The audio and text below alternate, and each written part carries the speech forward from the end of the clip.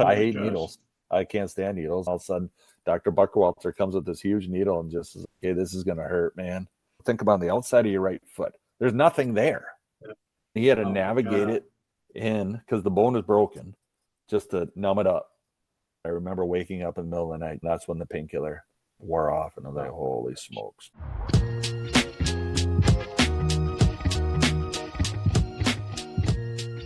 Welcome to the Gallery and Hurley Unfiltered podcast, Iowa Football Rewind.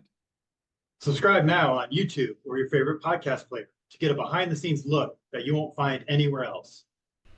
Welcome back to the podcast, where we dive into the stories, highlights, and unforgettable moments of Iowa football and beyond.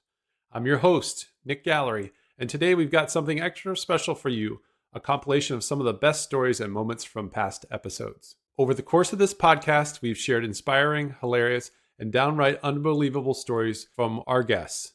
Today, we're bringing them all together in one action-packed episode. In this episode, we hear from Derek Price about his time as a rookie with the Detroit Lions and blocking for legendary Barry Sanders. You won't believe how it ends. I tried to put this on the other day. Yeah. I feel like either my head got bigger or these things shrink. Oh my God. You just wear that the whole time? That's how you fucking start a podcast. Let's go. What are you talking about? Hurley, get this thing recorded. We're already going. Yeah. Remember we played those games and these things were frozen? It's terrible. It's terrible when it's warm. Yeah, right? Why did you decide to go to Iowa when it's that cold? Yeah. One of my funniest blocking stories in the NFL was I started against Green Bay, and we received a kickoff. I'm on kickoff return, of course, so this is when they have wedges. I get my face smashed in. Kickoff should be illegal. Yeah. It's terrible. So then I'm standing in the huddle, and the very first play they call, of course, nervous, right? Playing against Green Bay Packers, is a run to my side, inside me. I look over as I make this play call, and I'm like, that's Reggie White on my side of the field. And you can see on film, I look up at the press box. I'm like, who thinks this is a good play? Like, you look at the coaches to be like in the huddle, it looks like this. Now you can see I got an idea of how we start the game. They'll never suspect it. Super small ass tight end. That's really not that good anyway. Let's have Barry Sanders run towards Reggie White and ask Derek to block him. That is a spectacular thing that nobody will expect. Yeah. Maybe that was the angle. But dude, check this out. This is the height of professionalism right here. And this is why Barry Sanders was the greatest of all time. Before we left the huddle, in that instant, and that happens so fast. And as we go, break, Barry just grabs my jersey for a second. He goes, "Man, just get in front of him. That's it." Just as cool as that. I was like, wow. Okay.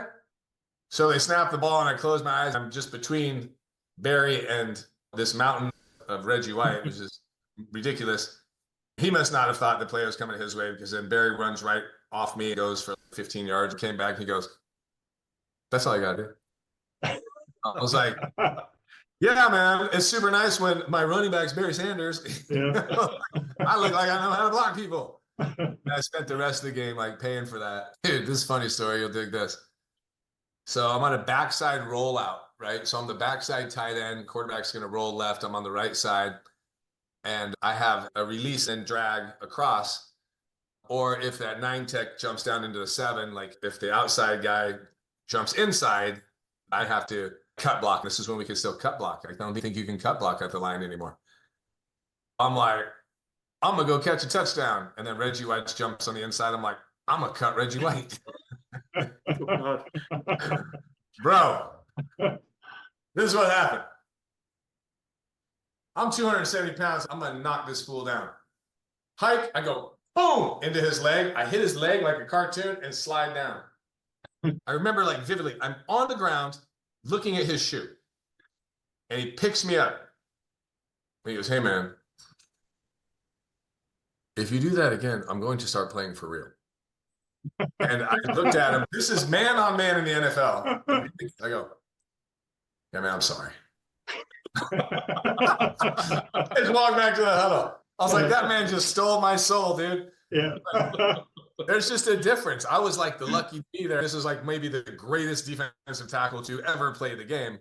They had already made it to the playoffs late in the season. We were ineligible for the playoffs. Shocker at Detroit, right? You might not want to do any of that kind of shit again because I might have to go Reggie White on you. I was like, noted, and I'm sorry. And I will just go back to the huddle and I'll tell him not to do that again. It's crazy. Fun times, man. It's fun. It's fun when you can when you realize that, like, listen, man, people that watch it and they're like, dude, those guys on the field are crazy giants. The guys on the field think that about the other guys on the field too. Right.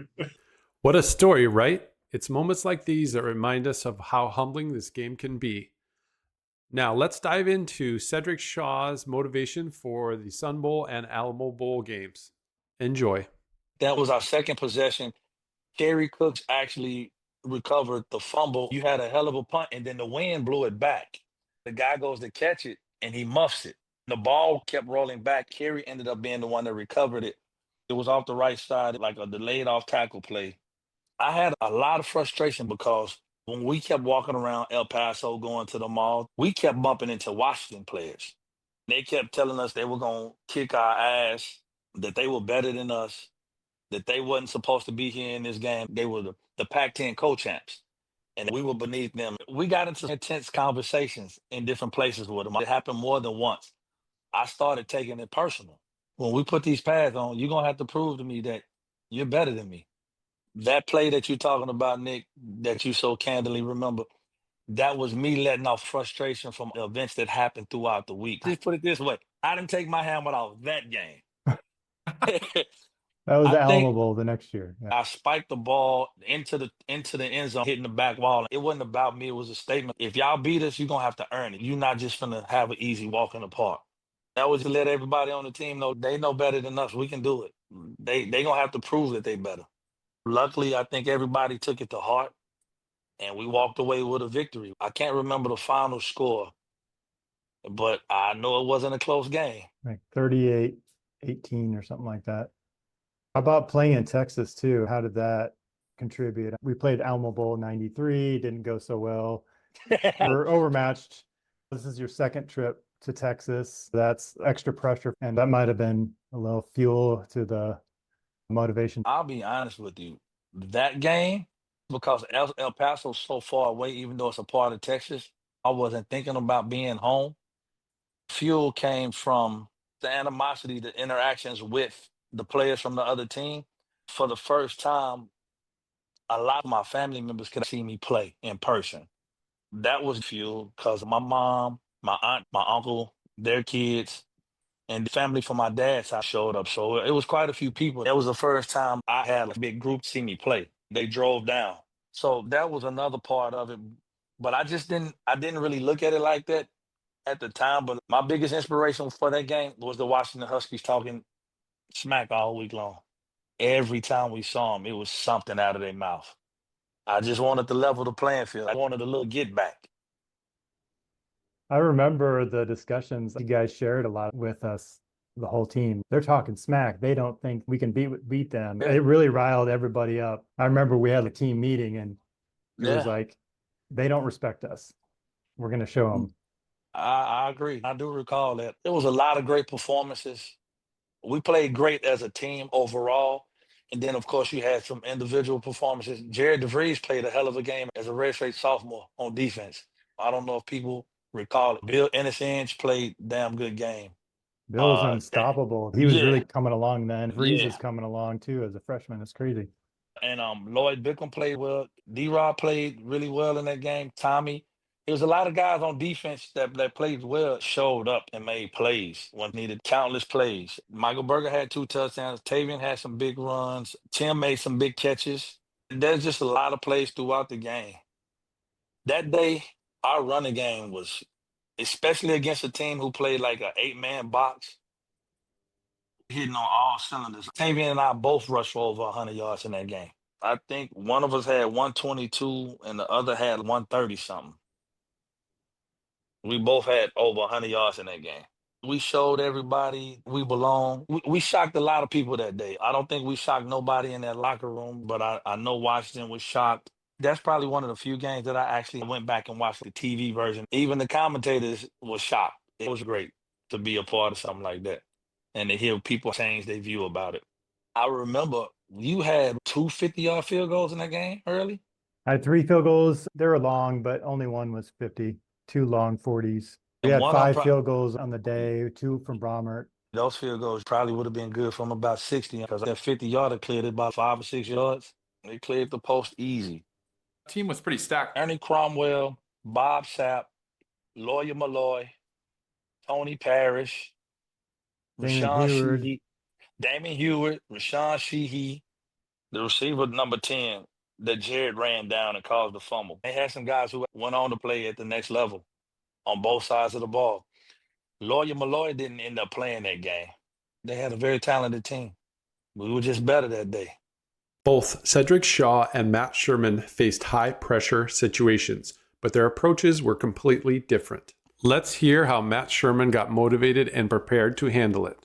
Halfway through my sophomore year into my junior year is where I said, all right, I can play this position at the Big Ten level. I know what I'm doing. I can call the protections. I can figure out what I need to do on 3rd and 4 and 3rd and 8 and 3rd and 10, throw it away when you need to. Playing the position at a higher level rather than just reacting. And by slowing down, you don't mean that you ran slower, right? I got to get. I never ran slower. No, I never ran fast. So that would be the issue. I had to get one shot in. My longest run ever, 26 yards, Wisconsin, 1985 in Camp Randall. Come on. I got it to the 1 yard line. What I remember. That was my negative rushing yards was by 498 yards that year, even with that run. They should never count a sack as a negative rushing yard. That's garbage.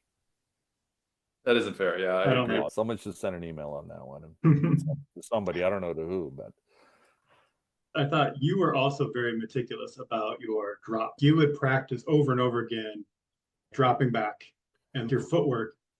I'm really glad you brought that up, Brian. Iowa was the only team in America that had a 4-step drop, right? And Chuck Hartley would tell you, Matt Rogers and Burmeister, you do the 8-step drop. And the whole point is you can see the left tackle, left defensive end, right? Which sounds great. But as a quarterback, it's really hard to get transition, turn your shoulder, etc. I worked really hard. You're leaning back always, and your weight is never transferring forward, right? I had some arm problems my sophomore year. So I transferred, not telling Coach Fry or Coach Patterson, where I started 4 back, but then I rotated. If you watch a game in 1995, you'll see me do that. Coach Patterson was not pleased. We had some success and everything worked out. Coach Fry was the same way. It was like a compromise. As long as you do 4 back, you can rotate your shoulders and go 3 more. But I've never done like a full NFL 5, 7-step drop. We never did it. That wasn't in our DNA. So I guess I did work really hard, and I tried to get really good at that 4-step turn, rotate, get 3 more. But if it doesn't work, we're going right back to Matt Rogers, 8-step drop. No one does it now. I appreciate you saying that because at the end of the day, you're only as good as your feet, especially in the quarterback position. As Nick alluded to, I'm not the fastest guy. I'm probably not going to outrun you. So I got to be really good in the pocket. I took a lot of pride in that, working in that small space when they're sliding this way or that way, trying to create a little bit of space to hopefully be able to get the ball off. It was something I took a lot of pride in that I'm pretty proud of. Can you go back through the 94 season? It's even a blur to me what happened with the quarterbacks. It's a very monumental season for the injuries. Refresh everyone's memory. I'll do my best on it. Obviously, Ryan was the starter going in and was playing well, and he broke his collarbone in the Michigan game, which was probably about halfway through the year. I was playing scout team at the time and broke my 5th metatarsal in my foot. It was a week before the Michigan game. So that year we had Jefferson Bates, Dupree, Corby Smith, 5 of us. We were at Purdue, and we were down 21-0 at Purdue. I remember going to the locker room on Thursdays, and you see whether you made the travel roster. I remember Coach Patterson going, hey, I want you to go. You need to experience this. And I wasn't going to really play. I had a broken foot, but I warmed up and the chart.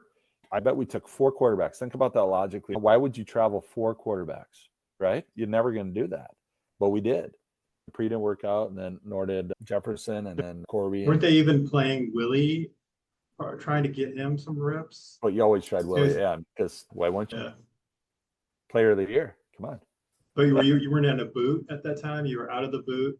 I was in a boot, and you put your shoe on. I had these little brace things I wore, and Wow. then when I had to play at halftime, Oh I my hate gosh. needles. I can't stand needles. All of a sudden, Dr. Buckwalter comes with this huge needle and just says, okay, this is going to hurt, man. Think about the outside of your right foot. There's nothing there. Yeah. He had to Oh my navigate God. it in because the bone is broken just to numb it up. I remember waking up in the middle of the night. And that's when the painkiller wore off, and I was like, holy smokes. Yeah, and he did well too. It's not like you went in struggled. I don't know. 21 points. Yeah. We did all That's right. pretty good. It certainly, listen, it wasn't because of me. We just had some success and completed a couple passes, had some runs. Willie made a huge play on 3rd and 13. He caught it at 12 yards and leaned forward and just get a little extra effort, and first down. That was huge. I will always remember that. Because a full game on YouTube. I'll have to link to that because I think It's not very- it was. I'm not sure it's good football. I totally forgot that you played the Purdue game, and Yeah. that's crazy that you weren't even expecting or planning to play. I do remember that actually because Bobby Diaco talks about that. He somehow was involved in the tying extra point. He was on the tackle and took it really personally. He almost gave up football because he felt like he let the team down. Then we had Northwestern at home and went to Minnesota. I played both of those, and then obviously played really well. We had that 49-42 game or 41 game up here in the Metrodome, which was pretty awesome. That's where we did pro right 41 throwback to quarterback when I caught the touchdown. 2 minutes left in the second quarter. It's just like, why would you do that? And that was the beauty of Coach Fry. I remember Tim running in because we only used Dwight for special plays.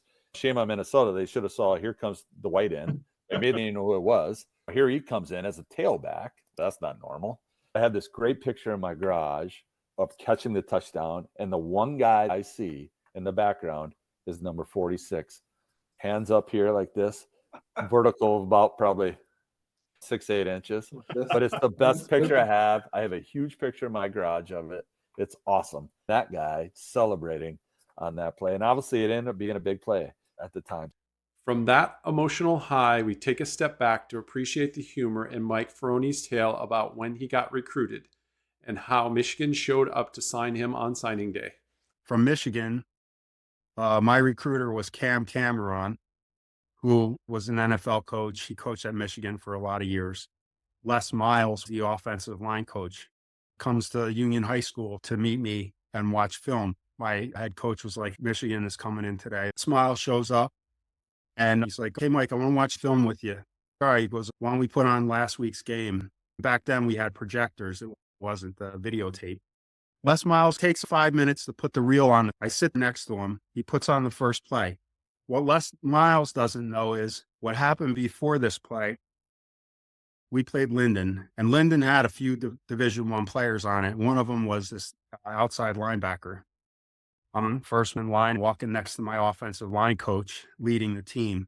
We get to the gate at the field, and this defensive end comes up to me.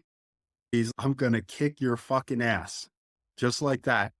My coach, I start laughing, pats me on the butt. The first play he called, it was an ISO play where I'm blocking this guy one-on-one. Les Miles puts on the videotape, the first play of the game. All he sees is me come off the ball, basically pick up this dude and put him on his back. I block him off the screen. As I'm going off the screen, I'm taking my forearm and putting it across his neck as we go to the ground.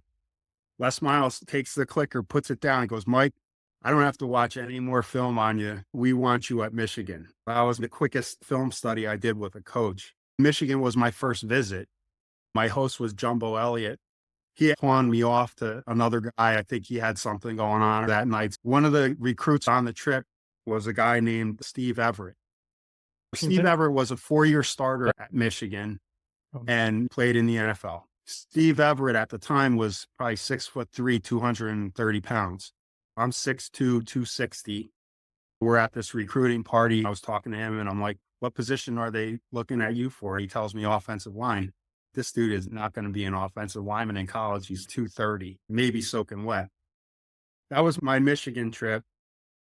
Bo Schembechler and Gary Moeller in the office when I went for my exit. Bo said, you're a great high school football player. He thinks you got everything it takes. He's a coach. Tell Mike what we're thinking about him doing here. And so then Les Miles says, Mike, if you come to Michigan, you're going to play center. You're going to redshirt your first year. And if you don't get hurt, you'll be a 4-year starter at center at Michigan. I love the school.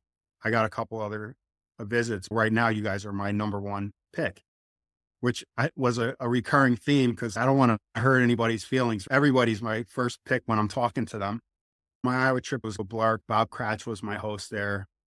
We went out and I ended up hooking up with Tony Stewart at the field house where they take all the recruits, and the IRP, which I thought we got to eat every night if I went there. I'm like, oh, this is great. Steak and lobster every night. I'm loving it. I got to meet Dan Gable, who was my childhood idol with wrestling. And my mom really liked Iowa, Coach Ferentz. That was my Iowa trip. And the following week, I visited Syracuse. I remember it was like 2 feet of snow. I was thinking it's going to be cold like this all the time. When I went to Syracuse, George DeLeon was like, hey, Mike, is there anything you want to do while you're up here or anything you're interested in seeing? I said, yeah, I want to shoot free throws with Ronnie Cycli, because Ronnie Cycli at the time was one of the best players in college basketball. I got to go down in the Carrier Dome and shoot 10 free throws against Ronnie Cycli on my visit. I had a tough decision to make. I had a visit scheduled with Ohio State, and Ohio State had just fired Earl Bruce. They didn't even know who the offensive line coach was going to be. I crossed them off the list. Then I had a visit with Miami. And at that point, it was already wrestling season. I was getting out of shape because all you do on these visits is eat and drink. I told myself, I got to pick one of these 3 schools because one more week in Miami is really going to hurt me in wrestling. I ended up canceling that trip. I'm 17 years old. And I'm trying to pick where am I going to go spend the next 4 or 5 years at. It's this huge decision. There should be a lot of input from people that know something. But the fact that no one in my family ever went to college. I was the first person to go to college, let alone play sports in high school. I only really had my high school coaches as my input. I sit down with my high school coach. He could tell I wasn't sold on any. I liked all 3 schools. They all had great things to offer. It was a really tough decision. It was also a really tough. Bernie Wyatt, George DeLeon, and Cam Cameron, my recruiter from Michigan, I had a relationship with since my sophomore year. It almost comes down to who am I going to have the hardest time telling I'm not coming? I sit down with Coach Lubertino, and he's like, let's talk this out and see the best fit for you. He's telling me about Syracuse. Then he's telling me about Iowa. Tell me what you think about Michigan. So Michigan's the only place that they told me I would come in redshirt my first year and be a 4-year starter. My coach was like, no way. You're not going to be a 4-year starter at Michigan. They have 50 guys on the line that are upperclassmen. I don't believe that for a second. Michigan was out. Steve Everett, he goes there. He's a 4-year starter at center. That could have been me. Didn't work out that way. Then it was Syracuse and Iowa. When I visited Iowa, it was 70 degrees. When I visited Syracuse, it was like 40. I didn't realize Iowa gets just as cold in the winter. So I came down to those 2 schools. I don't think it was as hard a decision once I talked it out. It was Iowa. I was relieved once I made the choice. On National Signing Day, a representative would have you sign the letter of intent. I never talked to Michigan after my visit, and they had never contacted me again after my visit. And I left my visit saying they were number 1. So National Signing Day comes along. In comes Bernie Wyatt with my letter of intent, which I signed in my coach's office. As Bernie Wyatt's walking out the door, Cam Cameron is coming in. And he's, what's going on? And I'm like, I just signed with Iowa. He says, what do you mean you signed with Iowa? I haven't talked to you guys in 2 or 3 weeks. I picked Iowa. And he was a little pissed off. That was funny. So that started my journey to be a Hawkeye. I have no regret. Next, we take a deep dive into Brion Hurley's career, his preparation and motivation for his award-winning game at the Sun Bowl in El Paso. Walk me through, you were the Sun Bowl MVP, had a number of over 40-plus yard field goals. Walk me through what clicked in that game for you. I'm going to back up a little bit because I think got an interesting story of my career leading up to that point. A series of winning the job, losing the job, getting demoted, taking over for something that was not very consistent in the first couple of years, and just having to keep getting back up and keep competing. Towards the 95 season, I lost the job. I was only doing long field goals. I made a 50-yarder at Michigan State. That was like my first real like long kick. And I started to build up confidence. I hit another one at Wisconsin, another 50-yarder. I was doing okay with the long field goals. Even Coach Fry was making a joke. The further you put him back, the better he does. But I missed short kicks and basically lost my job. So Zach was really accurate. It worked out well. We found this weird niche of everyone has a role to play. When we got to the Sun Bowl, I didn't feel anything different about that game. The only thing that stood out was prior to the game, they showed the last time we played Washington, 1982 Rose Bowl, 28-0 loss. Then they showed like 1991 Rose Bowl, 45-28 loss. And I could feel my blood starts to boil. I remember as a kid watching those games and it just feel demoralized. Trounced Iowa pretty handily in those games. I got a little bit of rage inside. I remember those games, heartbreaking. You wanted to see Coach Fry win the Rose Bowl. Right? That was the crowning achievement aside from the national championship. For Iowa, that's probably the most realistic thing we could get.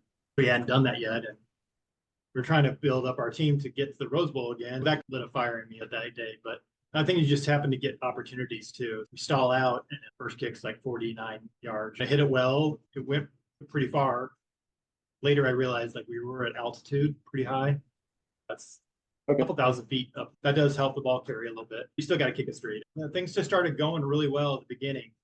We had a long touchdown run by Sedrick. I think they muffed one of your punts and we got it. Maybe that was what led to the first field goal. They snapped the ball over their own punter's head for safety. And then they got another attempt later in the game to do 47 and made that one. And then Brommer hit a couple field goals. So we were scoring on a lot of our possessions and our defense was playing well. I tell people I was exhausted mentally from the game, even if I didn't do much kicking.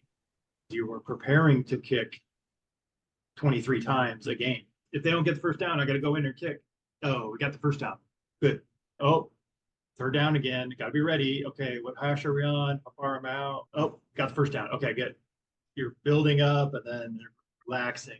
I could have kicked 3 times in the game, but I was dead. I was crashed. My brain was done. Too much stress. Ready to go in 10, 15 times a game, and you might only go on 2 or 3. It's luck that I got those attempts. I could have been feeling great and we never kicked field goal. There's days that I wasn't feeling good and we get a lot of attempts. This is not the day I wanted to have a lot of field goal attempts. Something doesn't feel right today. As I got older, I got more consistent. I was just a culmination of a lot of things building up for all that. It's like stuck with it, kept working at it, and it paid off. Everything seemed to go well that day for our team and for me personally. That's something I look fondly on. And by far my best day kicking in a game, high school or college. Now shifting gears, let's dive into the conversation with Demo Odems. He discusses how his receiving corps became known as the Buck Naked Posse and also blocking away from the ball to make sure his teammates could score. Yeah, y'all know me. I cared about what we were doing as a team. As long as we was winning games, I didn't care. We called it attacking the stovepipe. I was one of the best stovepipe attackers there was. That's when the play is going away from me and I got to go cut off the backside safety, block him from getting to the play. If he didn't get to the play, I had to turn back and block this cornerback that's covering me. So if that's what I was doing all game, I'm going to be the best. That was my deal. I want to make sure, as long as we winning the game and Sedrick and Tavian, they popping these long runs, I'm fine with it. I'm getting cut blocks. We used to count how many cut blocks we have. Tim Dwight was getting all the passes. We wasn't getting the passes. We got to go block. You know, we call him King Hawk. That's my boy, King Hawk. We getting the blocks, he getting the rocks. That didn't bother me. As far as playing, I wasn't worried. I wasn't concerned about how many I called and all this and that. I was about us winning and us being successful. Our team was built and bred like that. Can you talk about the Buck Naked Posse, or is that off limits? You have to be there. You have to be. I'm just playing. They probably don't use that name anymore. Jasper came up with that name, man. He said, we're going to be Buck Naked Posse. Our whole deal was we was going to strip the DBs down. We were going to be the best on the field. And so we broke it down to Buck Naked Posse. And that's how we played. We didn't have a whole bunch of big receivers. We weren't no tall guys, but we played hard. From blocking to catching the right, everybody had pretty decent hands to go get open and make plays. That was our moniker. It wasn't nothing super. It wasn't like no party or nothing we went to and came back and was Buck Naked Posse. It was our mindset. They're going to be naked before the game over with. Was King Hawk a Buck Naked Posse guy or no? Yeah, he Buck Naked Posse. No question. No question. I thought you guys were being the ones naked, so that was confusing. Now it's Nah. the DBs that are naked. A better way of beating the pants off of them. King Hawk had to get in there and break it down for us, but naked on 3. That's how we said it. I do remember that. That's what he said. But naked on 3. 1, 2, 3, but naked pass.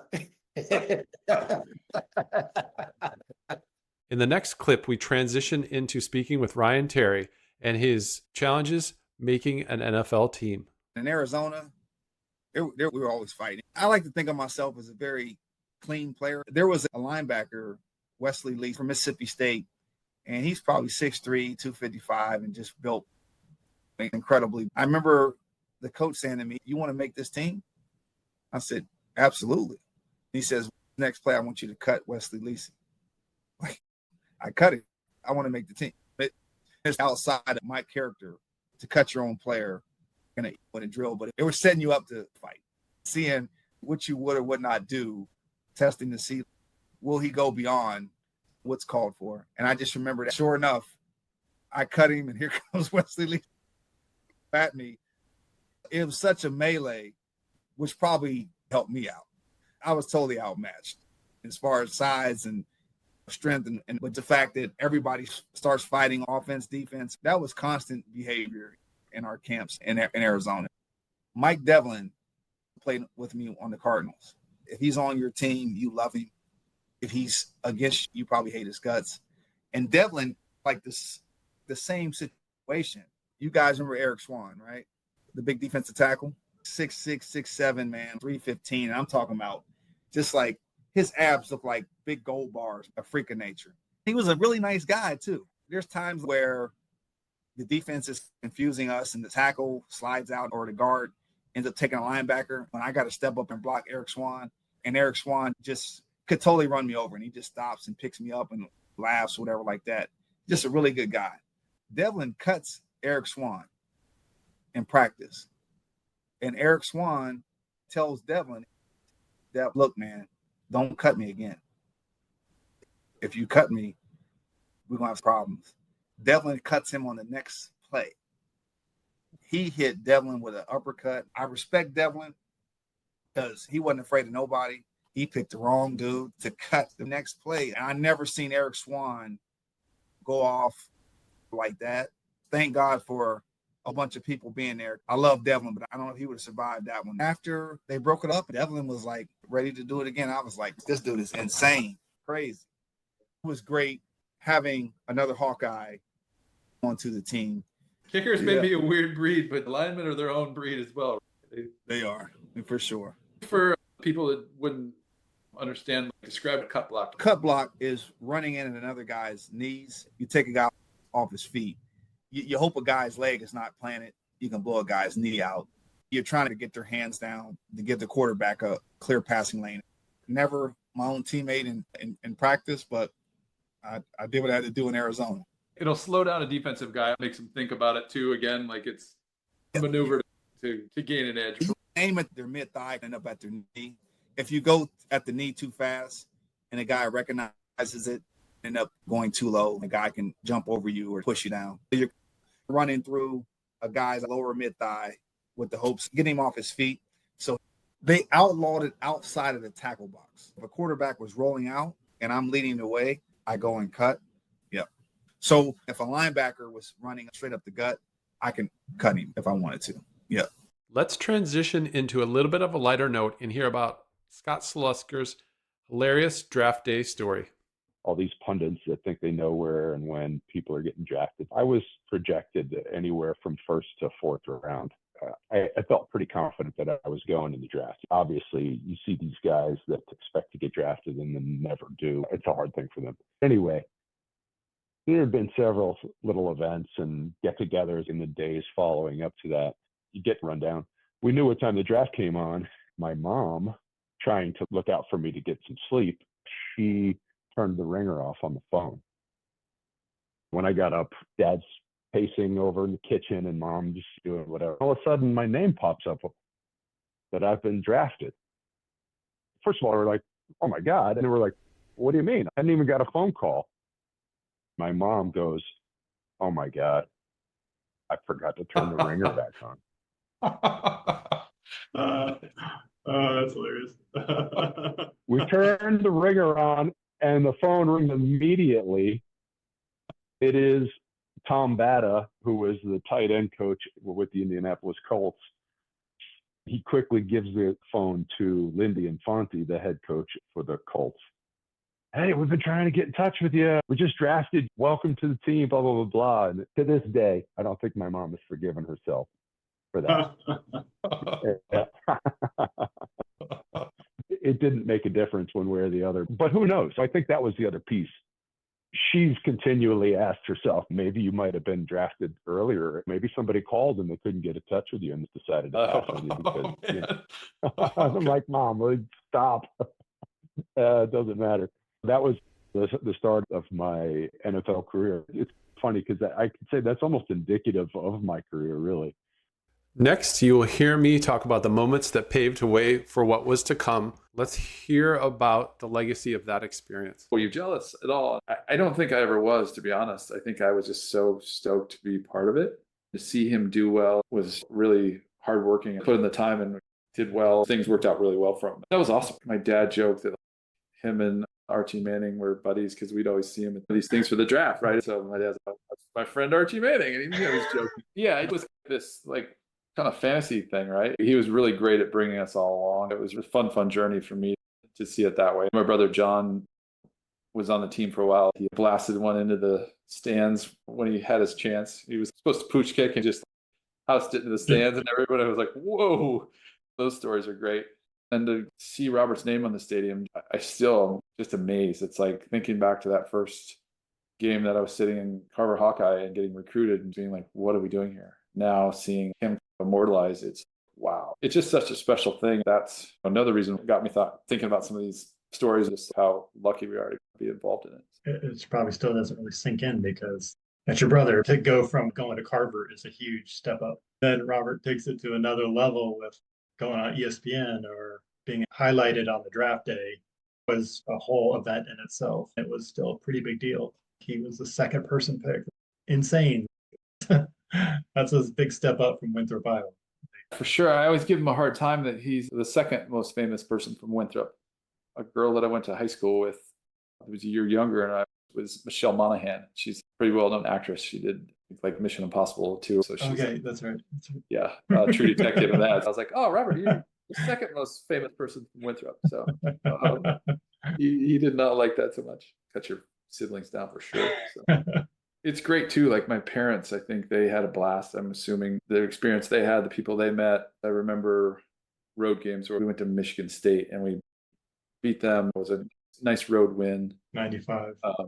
Yeah, to find them in the stands afterwards and just wave. Celebrating or at Penn State or just some of those road victories where it's a sparse crowd of loyal fans there, but they turn out pretty well on those games and then got this little contingent you get to cheer with. It's pretty cool. Yeah, give them the props after the game. And my dad always had this whistle, like when we go into warm-ups, he'd be anywhere in the stadium and he'd whistle. Oh, there they are. Okay, they're sitting right up there. And to know they were there and have that support was unmatched. It was great to have that support. You'd hear the stories about my parents and the guys that would drive the equipment, Ed Huff and Mike Reagan. We passed your parents on 80. It was a special time.